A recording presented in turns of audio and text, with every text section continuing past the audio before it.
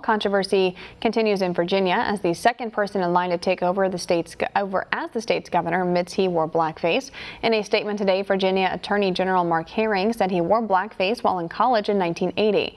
He claimed he and his friend were dressing up as rappers for a party, saying they painted their faces and wore wigs. Herring said it was a one-time occurrence and he accepts full responsibility. Virginia Senator Mark Warner expressed sadness over the latest revelation. Listen, I'm shocked and incredibly disappointed. This has been an awful week for Virginia. This comes at a time of political chaos in Virginia after a yearbook page of Governor Ralph Northam's surfaced with a photo of a man wearing blackface and another wearing a KKK outfit.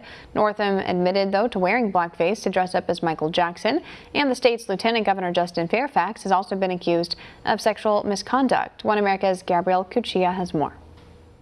The Commonwealth of Virginia is facing yet another controversy, this time with Virginia Attorney General Mark Herring, who admitted to wearing blackface at a college party back in 1980. Republican National Committee surrogate and Virginia resident Paris Denard told One America News that he is shocked but not surprised.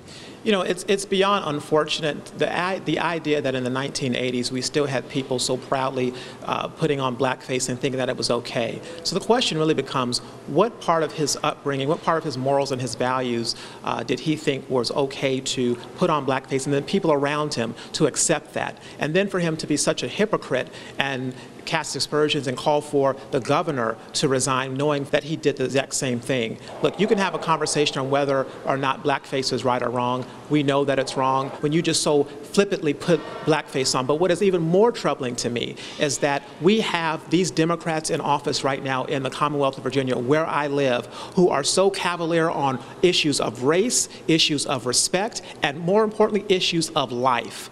Because they clearly are telling the American people in this Commonwealth of Virginia residents, they don't care about the life of African Americans, and they don't care about the life of the unborn, and quite frankly, the born, meaning the children that the governor talked about that were born and then made comfortable so they could murder them.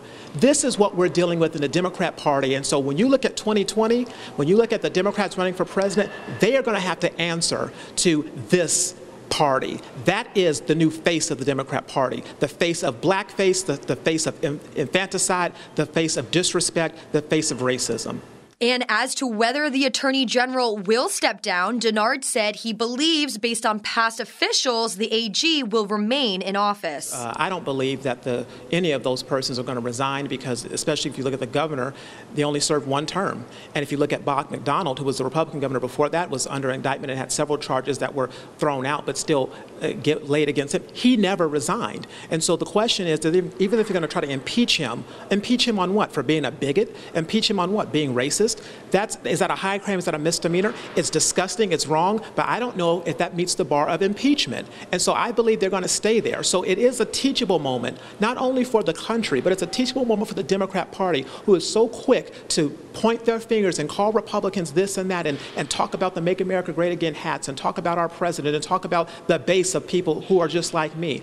They have to answer to their party. And this is an opportunity for those Democrats in Virginia to come together and figure out the soul of who their party is and how they're going to move forward. But they won't have the support of the Republicans because we are long tired of being chastised and talked down to by the Democrats. Sweep around your own front door before you try to sweep around ours. Reporting from Washington, Gabrielle Cuccia, One America News.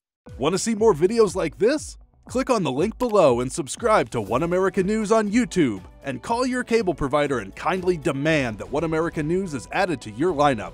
Call and subscribe today.